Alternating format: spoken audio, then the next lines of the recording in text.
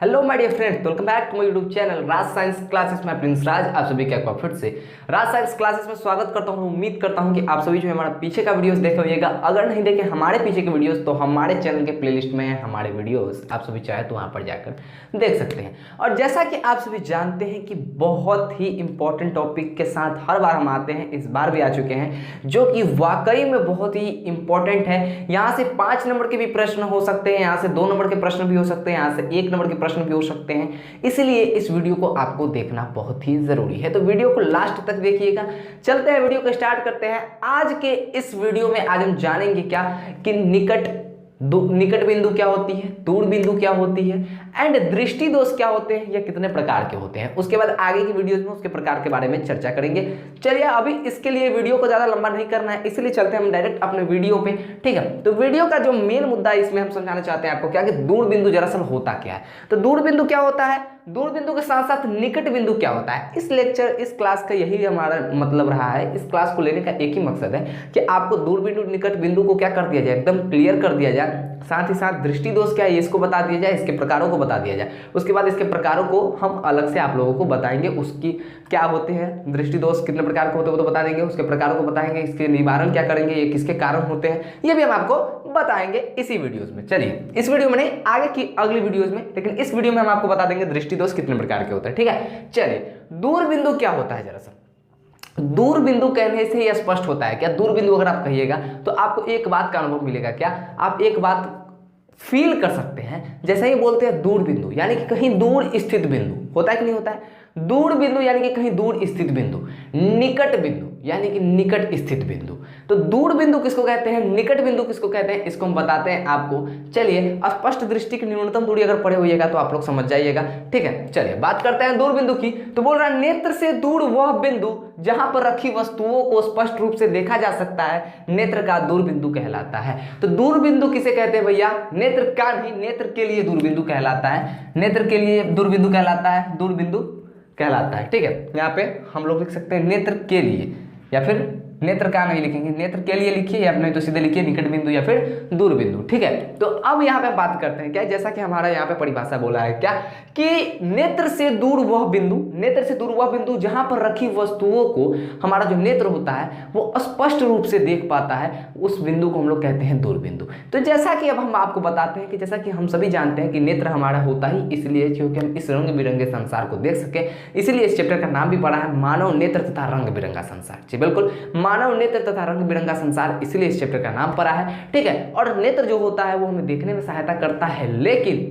इस नेत्र की जो होती है ना, एक लिमिट होती है। क्या होती है, एक लिमिट होती है, ये कहां तक वस्तुओं को देख पाता है। ठीक है, तो भैया इसका दूर देखने की सामान्य नेत्र, जिस नेत्र में कोई भी दृष्टि दोष ना हो, सामान्य नेत्र की अगर बात कर रहे हैं, जिस नेत्र में कोई भी दृष्टि दोष ना हो, चाहे निकट हो, चाहे वो दूर हो, चाहे वो जरा हो, चाहे वो अबिंदुकता कुछ इस टाइप का हो, ये अगर चारों में से कोई भी अगर दृष्टि दोष नहीं होना उसमें, तो क्या कर सकते हैं भैया, हम अपनी इन आंखों से अनंत तक देख सकते हैं। यानी कि अनंत कहने का मतलब इन्फिनिटी तक देख सकते हैं, एकदम लास्टों लास्ट तक देख सकते हैं किसी वस्तु को। ठीक है, लेकिन नजदीक निकट बिंदु एक मैक्सिमम है। स्पष्ट दृष्टि की न्यूनतम दूरी हम आपको समझाए हुए थे कि स्पष्ट दृष्टि की न्यूनतम दूरी सामान्य नेत्रों के लिए क्यों मतलब कितनी सेंटीमीटर होती है, तो 25 सेंटीमीटर होती है। 25 सेंटीमीटर से जैसे ही नजदीक आएगा तो वो क्या कहने लगा भैया, वो आपको साफ से नहीं दिखेगा कोई भी चीज। ठीक है, धुंधला टाइप का दिखेगा।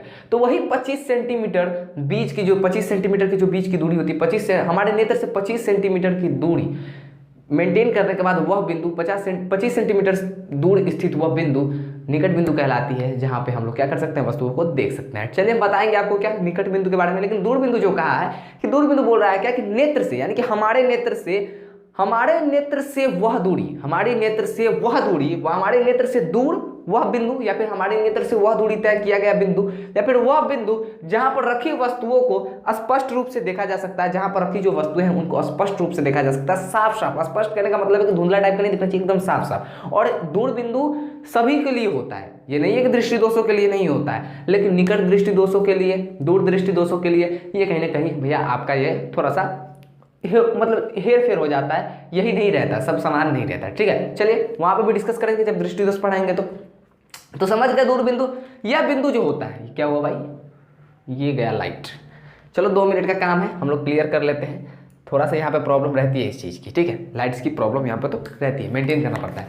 चलिए अब अगर बात करें यहाँ पर, जैसा कि हम आपको कि दूर बिंदु की अगर बात करते हैं, यहाँ पर देखिए ये हमारा है एक नॉर्मल सा नेत्र। इस नेत्र से दूर वह बिंदु जहां तक की वस्तुओं को स्पष्ट रूप से देख सकते हैं। तो ये जो नेत्र है ना, अगर इस नेत्र में अगर कोई दोष नहीं है, ये अगर सामान्य नेत्र है, मतलब कि इसमें कोई दृष्टि दोष नहीं है, किसी भी प्रकार का दोष युक्त ये आंख नहीं है, नेत्र नहीं है, तो इससे आप अनंत तक की वस्तुओं को स्पष्ट रूप से क्या कर सकते हैं, स्पष्ट रूप से एकदम बिल्कुल देख सकते हैं। अनंत तक की वस्तुओं को आप स्पष्ट रूप से नेत्र से देख सकते हैं। समझ में आई बात आती है निकट बिंदु क्या होती है। तो निकट बिंदु के बारे में अगर हम आपको बताएं तो निकट बिंदु वो यह बोल रहा है क्या कि नेत्र के सबसे नजदीक, ये था नेत्र से सबसे दूर, दूर बिंदु था कि नेत्र से सबसे दूर, भाई दूर स्थित बिंदु दूर बिंदु, निकट स्थित बिंदु निकट बिंदु।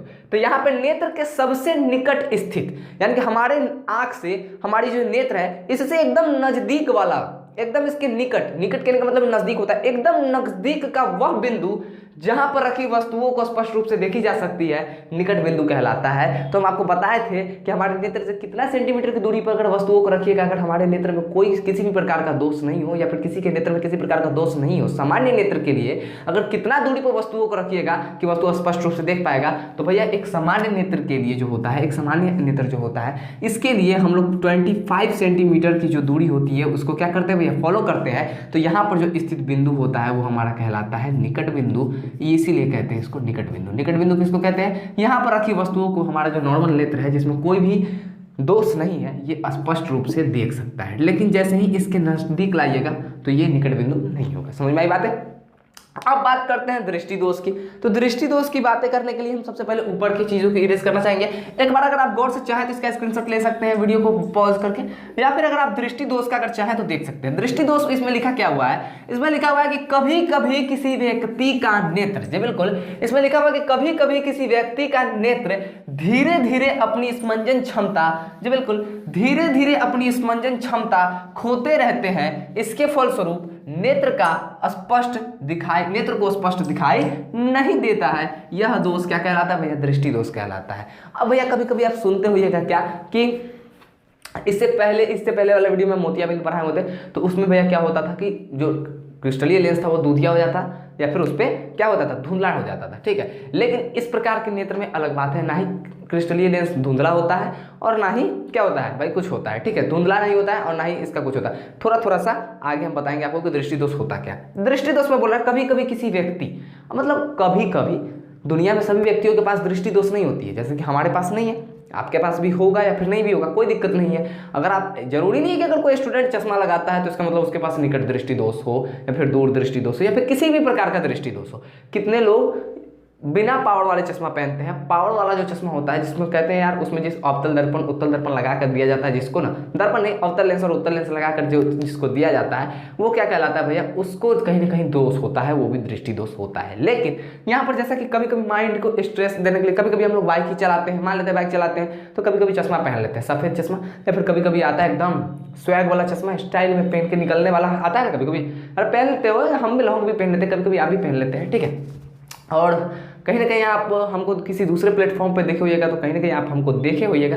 चलिए, इसलिए हम पूरा एक्सप्लेन नहीं करेंगे इस चैनल में, क्योंकि कहीं और का कंटेंट हम कहीं और लाना नहीं चाहते हैं। समझदार व्यक्ति समझ गए होंगे, नहीं समझे जो, चलिए कोई बात नहीं, चलिए पढ़ाई पे ध्यान देते हैं।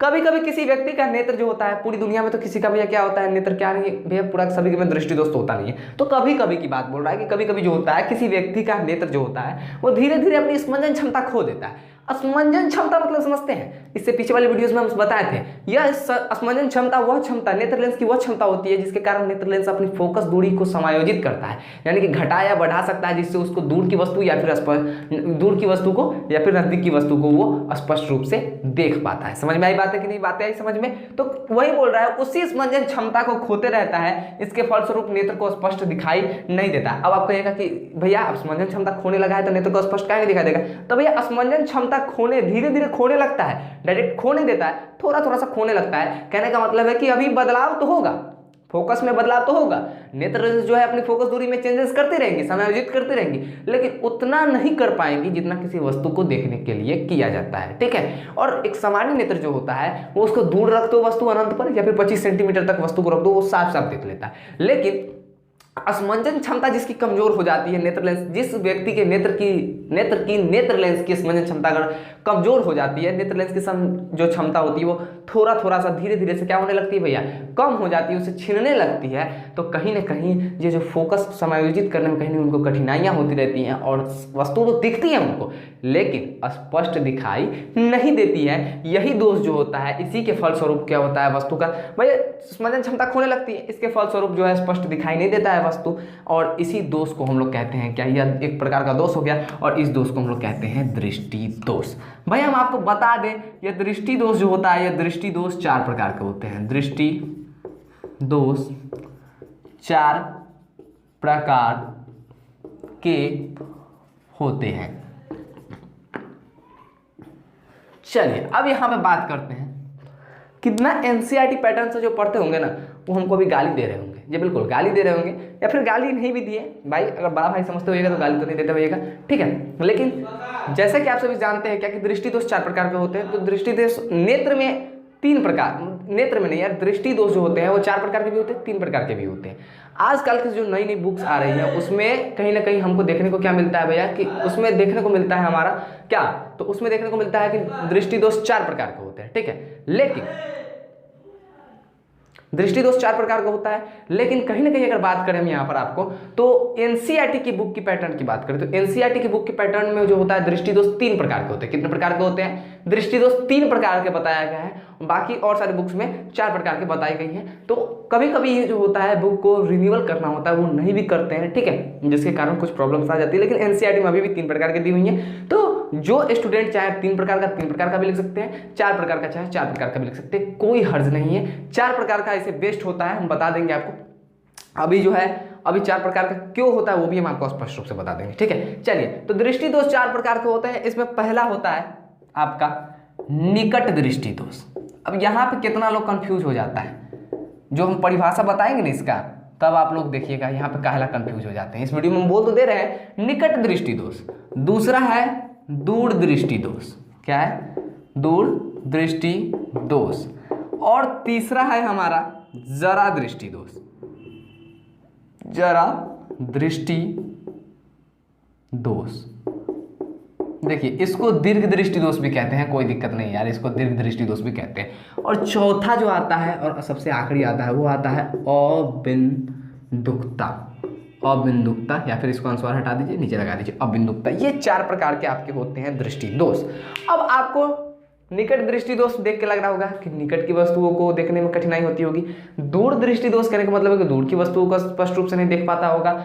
और जरा दृष्टि दोष क्या होता है ये तो आपको नाम से भी नहीं मालूम, थोड़ा सा नहीं दिख रहा होगा, ऐसा कुछ आप बोल सकते हैं। अबिंदुकता क्या है ये तो किसी को स्पष्ट रूप से मालूम नहीं होगा, अगर कोई नहीं पढ़ा होगा पहले तो, ठीक है। नाम के जरिए अगर जज करना चाहे तो निकट दृष्टि दोष और दूर दृष्टि दोष को आप लोग क्या करते हैं भैया, जज करते हैं, उसको आप लोग बताते हैं कि कहीं ना कहीं निकट दृष्टि दोष निकट की वस्तुओं को नहीं देख पाना ही शायद होता होगा।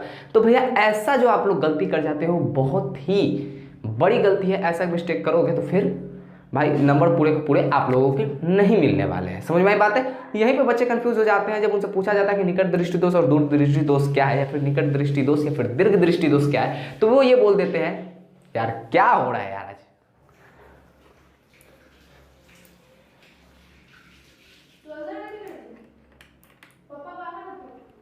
चलिए जैसा कि मतलब यहाँ पे हम क्या कहते हैं, टॉपिक भी भरण कर देता है। आप देखिए तो 4 प्रकार का होता है, वो तो हम बताएं आपको। निकट दृष्टि दोष की जो परिभाषा होती है, निकट दृष्टि दोष में जो होता है वो क्या होता है कि इसमें जो होता है नजदीक की वस्तुओं को स्पष्ट रूप से आप देख सकते हैं, लेकिन दूर की वस्तुओं को स्पष्ट रूप से नहीं देख सकते हैं। लेकिन दूर दृष्टि दोष में होता है कि आप दूर की वस्तुओं को स्पष्ट रूप से देख सकते हैं, निकट की वस्तुओं को स्पष्ट रूप से नहीं। तो आप बोल रहे हो क्या कि कैसा है भाई ये दोष, कैसा है, तो ये दोष माथा घुमाने वाला दोष है, इसलिए तो इसको पढ़ा जाता है, ठीक है। अगर सब चीज नॉर्मल होगा तो पढ़ने का क्या मतलब है भैया।